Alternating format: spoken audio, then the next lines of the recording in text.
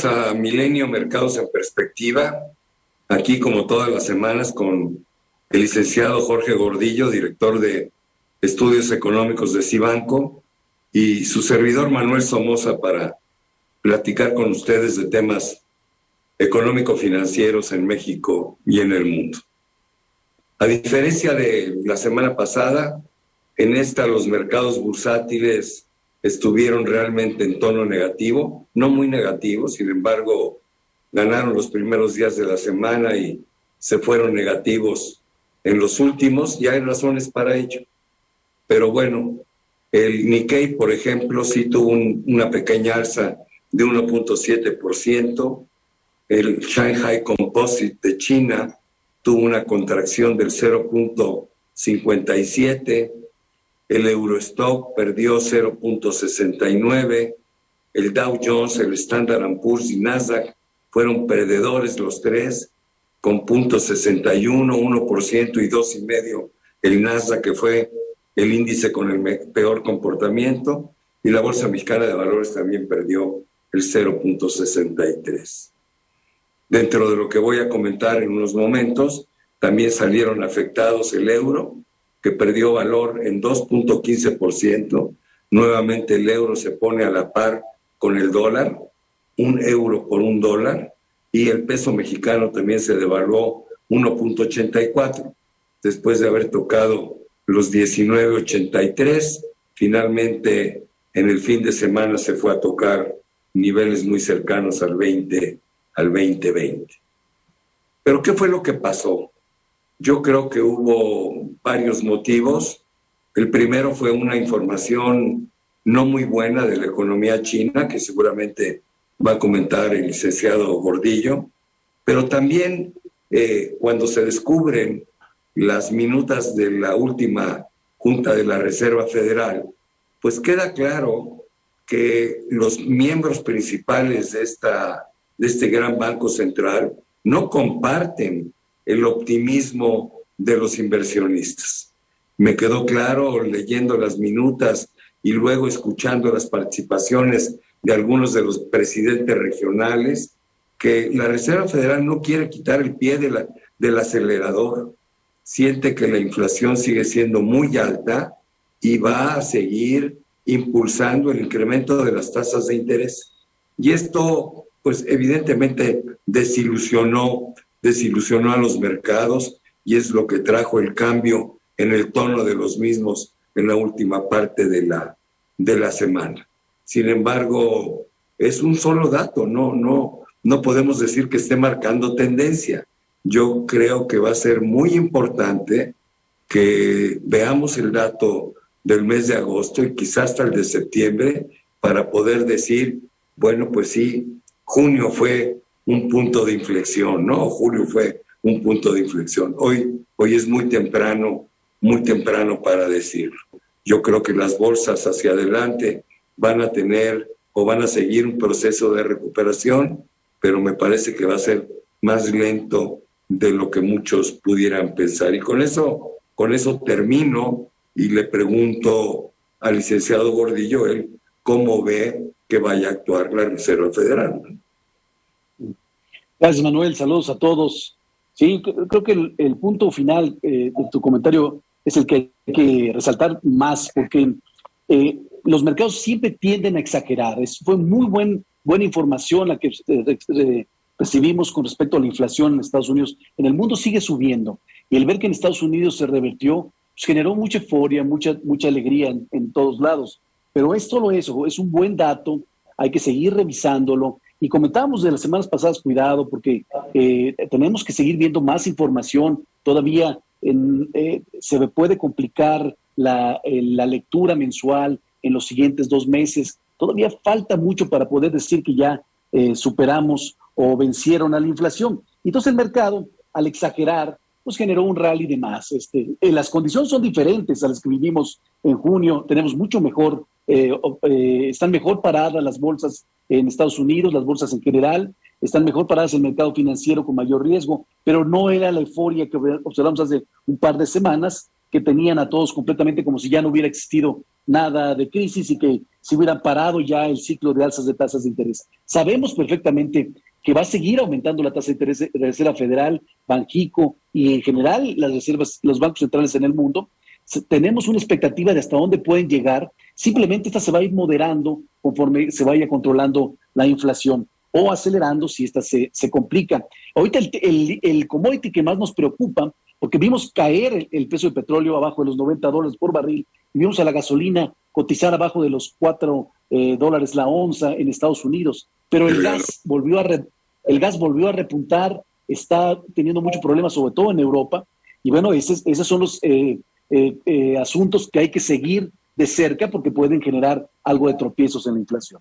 ¿Cómo sientes tú los datos que salieron de China, donde si siguieran así, bueno, pues van a quedar muy lejos del objetivo inicial? Todos sabemos que China quiere crecer más. Es un año político importantísimo para Xi Jinping, que se quiere perpetuar todavía no sé cuántos años más en el poder. China es un país muy politizado y tiene que llegar con una China fuerte y creciendo, porque si no se le puede complicar el panorama. ¿Tú crees que va a lograr China crecer este año al 4%? ¿Todavía le dará tiempo?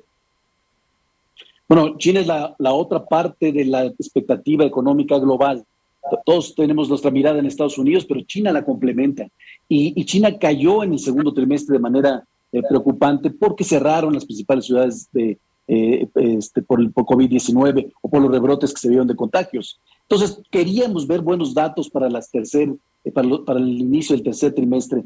Julio era muy importante para todos y nos decepcionó. Están por abajo, están estancados. Y claro, será un reto para el gobierno generar la confianza de reactivación. Están lejos de lograr la meta a la que te refieres. Yo creo que no lo van a conseguir, pero tiene condiciones para generar estímulos y poder provocar algo de mejoras en su economía hacia adelante, porque ellos no tienen la presión inflacionaria que tiene el mundo, ¿no? Donde la sigo viendo más complicada es en la eurozona, ¿no? Primero sale el dato de la inflación de julio, 8.9%. Nunca habíamos visto un dato de ese tamaño en la eurozona. En el Reino Unido la inflación fue del 10%, la más alta desde 1982, o sea, la más alta en los últimos 40 años. El tema de la invasión de Rusia a Ucrania, pues yo lo siento como atorado, entrampado, no sé hacia dónde va ese conflicto. En los medios de comunicación ya está en la página 42, ¿no? Sin embargo, sigue generando una enorme incertidumbre, independientemente del daño físico y moral que está recibiendo Ucrania y toda Europa. Y sobre todo la incertidumbre que representa el vivir con un vecino como Rusia, que pues actúa en forma bastante bruta, ¿no? Por decirlo lo menos. Efectivamente, aquí hay una problemática un poco más intensa. Los europeos dependen mucho del combustible ruso y dependen mucho de lo que está sucediendo en Rusia con Ucrania. Y no, como dices, está estancado.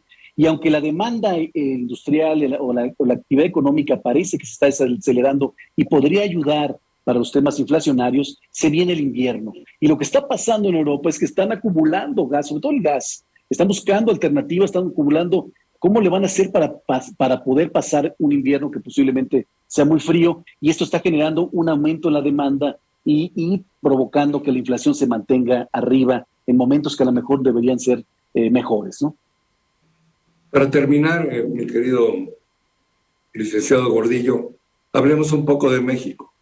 Yo creo que en la parte económica no hay grandes sorpresas. Salieron débiles los datos de julio, con una ligera contracción, lo cual nos dice pues que va a ser muy difícil que tengamos un crecimiento interesante este año. Yo creo que todas las proyecciones que estén abajo del 2% pues pueden ser válidas. No podemos crecer el 1.6, el 1.7. El número es igual de malo. Para México un crecimiento tan magro no es suficiente para generar las oportunidades que tenemos que generar. Afortunadamente no soy analista político, pero me preocupa mucho la política. Veo el ambiente muy enrarecido, veo muchos conflictos en todos lados. Antes de resolverse se siguen incrementando. La posición de la 4T es de un antagonismo bárbaro con el sector privado. La violencia está desatada. En fin, no son buenos signos, ¿no? A mí me preocupa mucho más esa parte que la económica. En la económica, pues digo, vamos a seguir con crecimientos muy mediocres porque la inversión privada sigue estancada, pero pues desafortunadamente el gobierno no le da importancia al crecimiento económico, ¿no? Entonces, pues si no le da importancia a él, ¿quién se la va a dar? Y al final lo que estamos viendo es un país que no crece, un país que tiene finanzas públicas estables, pero el no crecimiento a la larga nos puede salir muy caro. Ese sería mi comentario, no sé tú qué opinas. Bueno, el comentario es en la misma dirección, creo que lo dijiste muy bien. La actividad económica no da para tener una esperanza de mayor crecimiento. Estos datos que vemos ya para la segunda mitad de año son malos, son débiles y nos justifican que no van a crecer trimestralmente la actividad en la segunda mitad de año, lo cual va a dar un crecimiento anual entre el 1,5 y 2%, o sea, muy mal el crecimiento, con poca esperanza, porque se va a seguir apagando el consumo, que es lo único que está jalando para arriba, pero a la gente se le va a quedar cada vez con menos recursos para lograrlo. Estas son buenas noticias para la inflación, pero no son buenas noticias para los próximos años, en donde el país necesita otro tipo de incentivos para generar un desarrollo y no provocar mayor pobreza y mayor dificultad. De acuerdo, Jorge, se nos acabó el tiempo y te doy las gracias, pero sobre todo le doy las gracias a todos ustedes que están aquí con nosotros semana a semana en Milenio Mercados en Perspectiva. Que estén muy bien, hasta la semana que entra.